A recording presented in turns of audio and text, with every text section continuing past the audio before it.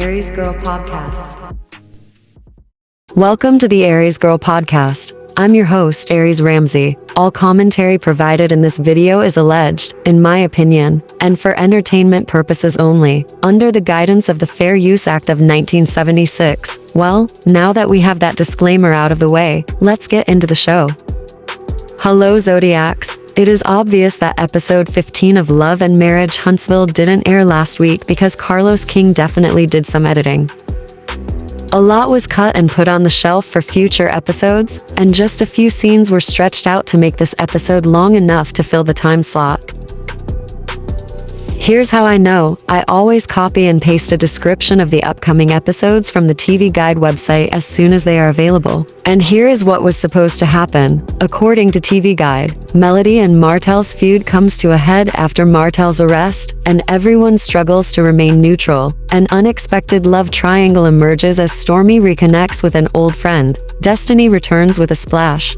This description was wrong and outdated. Someone at Kingdom Reign didn't know what the episode was going to be about to correct the synopsis because everything had happened in the beginning of the season except for Destiny returning with a splash. Carlos planned to scrap that episode for a while. This is all we saw, the ladies unpacking and calling back to their significant others in the States. The ungrateful people on the trip also took another opportunity to complain about a free room on a free trip. We were also shown a beach scene, Destiny's arrival, a shopping scene, and a dinner scene, so let's talk about it. Now, the episode picks up with the ladies unpacking. Mel called Chris to tell him what happened with Kimmy. Long story short, their personalities don't mesh because they are both strong type A personalities. Tisha and Kimmy are bitching about the room, still, but as close as Kimmy was up on Tisha in the pool in the DR, one would think that they'd be excited to be close to one another, but I digress. Tisha being appalled that Melody said F Destiny and again saying that room was unacceptable was so funny. First of all, both Tisha and Kimmy just recently started hanging around Destiny, so if Destiny was all that, they would have been her friend a long time ago. It was also funny because we've recently seen the unacceptable renovations being done at Tisha's current home across the street from the gas station. And that is thanks to the live that her mother did, showing what looked like multiple code violations in the kitchen. Mind you, Tisha said that she wanted to turn that house into an Airbnb. Good luck with that, Tisha and Marceau, but let's move on. Stormy then arrives back from her hotel down the street, and she and Trisha start bitching about the prior night's conversation regarding Destiny and them being glad that she's coming so that she can defend herself. Again, good luck with that. Kimmy going into confessional and saying that Destiny would probably pack her little bag and get right back on the airplane after she saw the room she'd be sleeping in was comical. Let's break that down. Kimmy and Tisha were just complaining that there wasn't a closet or any dressers in the room they were sleeping in, so why would Destiny need to quote-unquote unpack? If she walked in and saw the room, her bags would be intact, and she could just go back to Huntsville. But we all know that Destiny is about other people paying for stuff and seeing what she can get for free. She's going to stay on that trip and enjoy any and everything that someone else is paying for. So stop it, Kimmy. That's why you and Tisha didn't leave. Sunny checked in with Moses and told him how Trisha was trying to come for her, and Moses suggested that she just keep her cool. In Nell's confessional, she says how talking to Chris made her feel better after things had gone sideways. At the beach scene, I'm happy that Mel flirted with the island guy as well. She deserved to have some fun on her vacation. And I enjoyed seeing him carry her to the jet ski. Yes, Melody. Meanwhile, I'm sure that Martel is somewhere punching the air. Even in her confessional, she broke down how much she loved getting on a jet ski while on vacation. Now, can somebody please explain to me why Tisha was on a jet ski while not knowing how to swim? I'm sorry, what? But she admitted to this in her confessional. Make it make sense as to why she was saying she wasn't scared and was saying that you only live once. But if she has to go, she has to go, and that she'll go out having fun. It's the blatant ignorance of being on a jet ski in the ocean, not knowing how to swim, and not caring if she drowned for me. Who is on this reckless kind of time knowing that you have a spouse and children depending on you? If she has to exit the jet ski for any reason, voluntarily or involuntarily, that life jacket is all she has until someone comes to save her. And if someone is this reckless, hopefully, they are smart enough not to admit to it on camera. I don't care if you are able to ride a jet ski without knowing how to swim, as long as you have on a life jacket. It's still reckless to me. Until Tisha learns how to swim, she should stay out of the water. But I digress. Let's move on. Tisha, Kimmy, and Stormy standing in the water discussing Destiny's arrival, and Tisha going to the house to meet her, was telling. They all seemed a little disappointed about not knowing that Sunny was going to be on the trip. Oh well, deal with it. But if Tisha was a real friend, she would have called Destiny from the airport and let her make the decision on whether or not she still wanted to come, instead of waiting until she arrived at the house to tell her that Sunny was in St. Thomas and that they'd be sleeping under the same roof. That was Destiny's decision to make, and not Tisha's. Stormy being messy by stating that she's not worried about Destiny and Sunny, but she is worried about Destiny, and Melody felt fake, but maybe that's just me. Now, as Shanita, Melody, Sunny, Nell, and Lauren are sitting on the beach, Shanita looks at Stormy, Kimmy, and Tisha in the water, and says, "There go the ops again." My first question was, where in the hell is Trisha during all of this? Since Shanita considers them the ops, she says that if she sees them in a group, she automatically assumes that they are talking about her, and I tend to agree. Now, when Melody reminds Shanita about the Last Supper in regards to Jesus and Judas, Nell goes into confessional and states that Melody comparing herself to Jesus Christ is crazy, and that Mel's fans have truly blown her head up. Really no. I didn't see it as Melody comparing herself to Jesus. I saw it as Melody giving an example of breaking bread with your enemies, but whatever, to each his own. But why did you have to bring the mellow meters into it? After Sunny asks Melody if she is good with Stormy, Melody says that she and Stormy are good enough, and she gives Sunny a little background history about Stormy having a problem with not having Mel's number after she changed it, and Sunny wonders if it might be jealousy. And then, Melody just breaks it all the way down by saying, you have people who come into this circle and feel like they are going to be the head bitch in charge, and that's when shit gets effed up. Because, when you're trying to dethrone Mel, you're at war. Melody suggests that people should create their own throne and sit beside her, because that's why Mel brought them there. The moral of the story is, Stormy, don't come for Queen Melody unless she sends for you. Also, Tisha and Kimmy might take heed of that lesson as well. However, somehow, Tisha has crowned herself the peacemaker of Huntsville because she is telling Stormy how she wishes that Destiny and Melody can sit down and talk. And she even goes into her confessional talking the same gibberish about hoping that Melody and Destiny have a conversation by the end of the trip. Tisha needs to understand that Melody is through with Destiny. Point blank, period.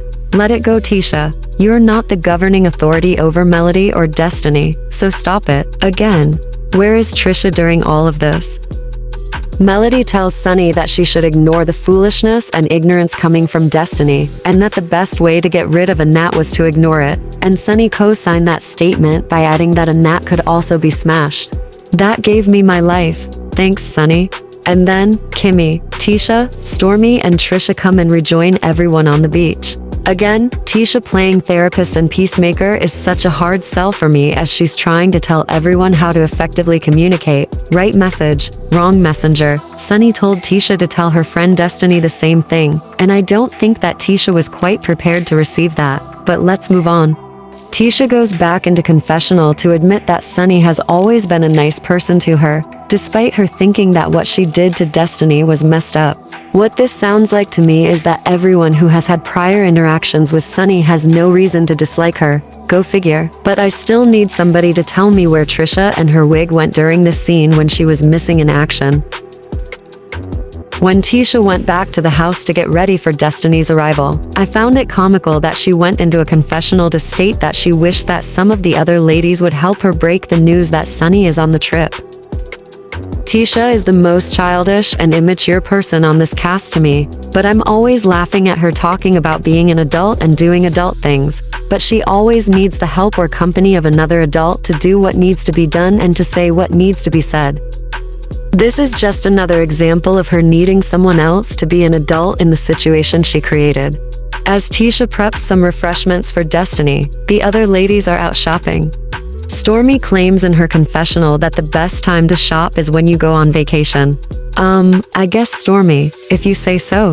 I'm glad that she found a mood stone ring that spoke to her. Hopefully, that ring will keep Stormy's mood and attitude in a decent place during the trip. But we've already been privy to a couple of anger outbursts from the super trailer, so Stormy might want to take that ring back for a refund, because it obviously didn't work. Melody passed on the $22,000 ring, but bought a really cute article of clothing instead. Those are the highlights of the shopping excursion. Let's move on to the Destiny and Tisha of it all. Well, Destiny walks into the house wearing a t-shirt of one of her multiple mugshots with the caption, "Case dismissed. Please tell me that Destiny didn't wear this ridiculous shirt while traveling. If so, what TSA agent let her through without some extra scrutiny?" I swear, this isn't the flex that Destiny thinks it is, because that particular case was thrown out on a technicality. The merits of the case are still valid.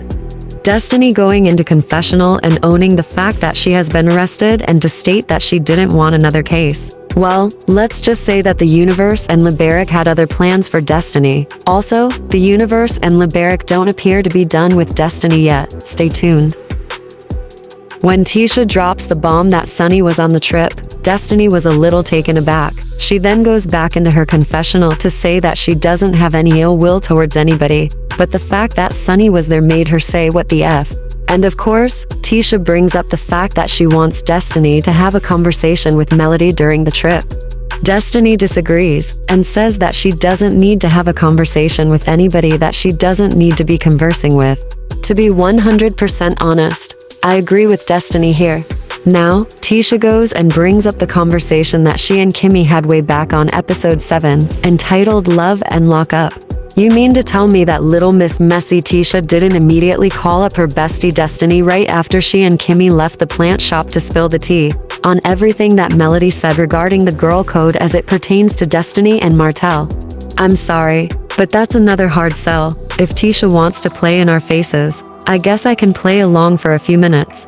Remember that Kimmy was the one that blurted out that Destiny didn't sleep with Martell, and that statement really came out of nowhere. But Tisha is just stirring the pot here, in my opinion, to set the stage for some tomfoolery and dumbfuckery later on in the trip. I said what I said.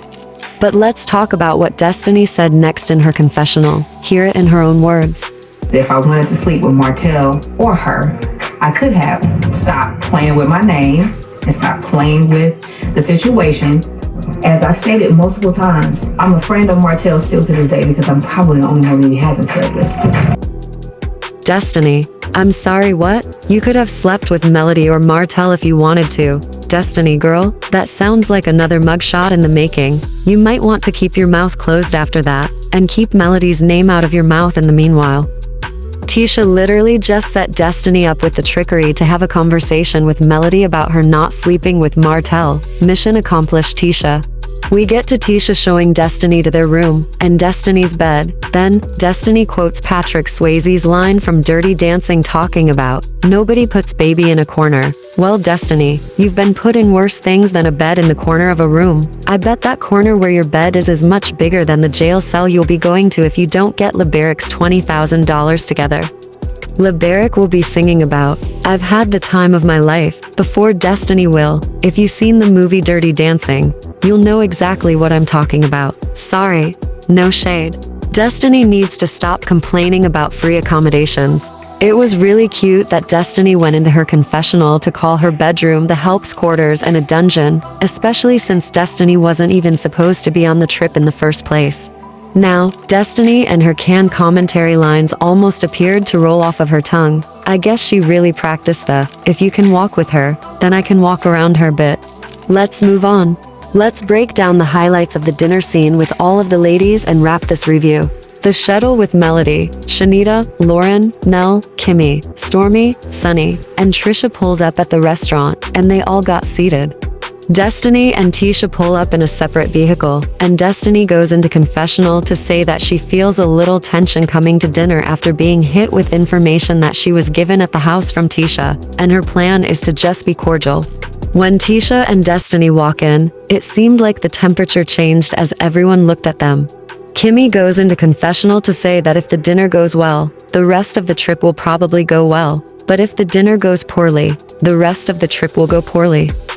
I'm sorry, but Kimmy set the tone of the trip at the airport baggage claim and solidified how things would go by complaining about not liking girls' trips and complaining about the room they were assigned. So miss me with everything that's said in her confessional.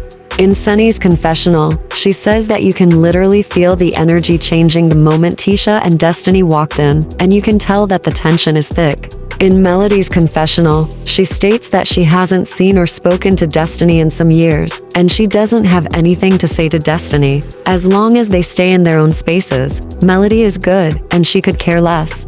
I agree with Melody and Sunny. I could see a shift in everyone when Destiny and Tisha walked in, and hopefully, people will stay in their lane for the duration of the trip, but we all know that isn't going to happen. When the ladies chit-chat about the activities that they participated in during the day, and how Melody spent time with the island boy and Shanita texted the chef the night before. But what was up with Destiny going into confessional to say that she knows Shanita and that they worked together at a restaurant called Milan, where Shanita was a waitress and Destiny was a hostess? Understand this, just because you work in a building with someone doesn't mean that you, quote-unquote, know everyone there or that they know you. And the fact that Destiny remembers Shanita, but Shanita doesn't remember her is telling. Maybe Destiny wasn't that memorable at the time, but knowing Destiny, there is probably a lie involved and the majority of the truth missing. For all we know, Destiny could have only worked at that restaurant for a few days or a few hours during the same time Shanita did, but I digress. Destiny then claims that Shanita has always been very talkative with a big personality. Gee, this sounds eerily familiar to what Carlos King said about Shanita in a recent Messy Monday with Dr. Heavenly. Could these be talking points or a script? I'm thinking Carlos handed out talking points for Destiny's confessional. In reference to Melody and Shanita both talking to guys on the island, Sunny told them that they were single so they could mingle. And this statement is true in every way, because there's nothing wrong with two unmarried people going on dates and getting to know each other. Let me re-stress the word unmarried and say it a little louder for the people in the back. Shanita asked Melody if she missed marriage, and Mel's response was no, and that she didn't have a desire to be married. Trust me, I know exactly how Melody feels. Divorce can be the most freeing feeling from an unhappy marriage. Well, freeing for the person who was unhappy, not so much for the person who caused the chaos and confusion to make the other person unhappy. I know that I just made somebody watching this video feel seen, so, you're welcome. Sunny then asked Melody how long she and Martel dated, and we learned that it was 9 months before Martel proposed, and they got married 7 months later. Shanita asked Nell how long it took her and Chris to get married, and Nell stated that it took about a year. And Tisha just blurts out that it took her 2 years, unprovoked, without being asked, without anyone at the table caring. Just like Shanita said, how is Tisha engaged with a whole husband? First of all, let's lay the groundwork. If Arian is Martel's side of coleslaw, then Ken definitely is Tisha's side of corn on the cob. I said what I said, and you heard it first here on the Aries Girl podcast. Ken is nothing more than a freaking side piece. I've already explained what a side piece is in my definition of a side piece video back in May of this year. The link is in the description, so please check out that video for a refresher. Tisha claims that she didn't interfere in anyone's situation, but she doesn't get that she let Ken interfere in her marriage. People need to fully understand that being separated is not the same or equal to being divorced. Even if someone is legally separated, having an intimate relationship with a person other than your spouse still counts as cheating. The fact that Tisha is legally married and has her corn on the cob male concubine Ken living under the same roof as her children is a turn off. How is this setting a good example for the Institute of Marriage for her children? Tisha's husband Marquez isn't innocent in this either, because he has allegedly fathered 2 additional children with other women while still being married to Tisha. Carlos King needs to stop promoting and glorifying mess like this, because it is totally abnormal, point blank period, full stop. I honestly think that Tisha is slow walking her divorce from Marquez in order to avoid marrying Ken. Stormy being surprised that it's wrong to date another person while you're married told me all that I needed to know about her intellect. She seems to think that divorced is the same as being separated, and since she does, I wouldn't be surprised if Stormy thinks that being engaged is the same as being married. I seriously wonder if she and Courtney wrote their own wedding vows that just consisted of them pointing to one another and saying, "That's what's up," and then being pronounced married by an officiant, because her understanding of marriage is very flawed. And that's all that I have to say about that, because this conversation surrounding Tisha and Ken is freaking played and tired, as well as the people who enable their behavior. The situation surrounding Destiny accusing Melody of teaching Arian how to respectfully cheat was so disrespectful, on so many levels. If this was the case, you already know that Melody would have an online masterclass for this and be making millions. But we all know that Melody has too much class and couth to do something like this. But perhaps this could be Destiny's claim to fame, and another way for her to supplement her income. Destiny came into the dinner on ready, and was doing way too much at the table to bait Melody into being out of character, like her telling Melody that she tends to talk in a parenting tone. The puppeteering by Carlos King was so blatantly obvious. I'm actually very uncomfortable at how easy lies roll off of Destiny's tongue. The part about her and Sunny sharing peen was disgusting. I can't even fathom why Destiny would say that crap, but she apparently will do anything for a check. Thankfully, Sunny checked Destiny at the table and on her recent Instagram live by proving that Destiny wasn't really reading the text messages that she claimed she was. Funny how Sunny had Moses's phone showing how Destiny was the one initiating every text with Moses, and how long it took him to respond back to Destiny. So, no, Stormy, those receipts weren't receipting. Tisha needs to stop childishly butting into other people's conversations to try to quote-unquote help. Kimmy needs to check Tisha's childish behavior in her face, in real time, not via confessional. Now this is the end of the episodes for a while until the show comes back in November. With all of these weird unprompted breaks in the show, I hope Carlos King gets it right, but I doubt that he will. Viewers are sick of the mess. Everyone expects a little bit of drama, but things can be kept classy. It is really abnormal for someone to be as obsessed with cheating and infidelity as Carlos King is. Carlos and Destiny should both seek some help from anyone other than Dion that does the mental Mondays with Destiny. There's so much more to life, love, and marriage than cheating. Let me know your thoughts in the comments below, and please hit the like button if you enjoyed the video. And why not go ahead and support the channel by subscribing so that you never miss an episode of the Aries Girl podcast. I will see you on the next video. Until then, take care.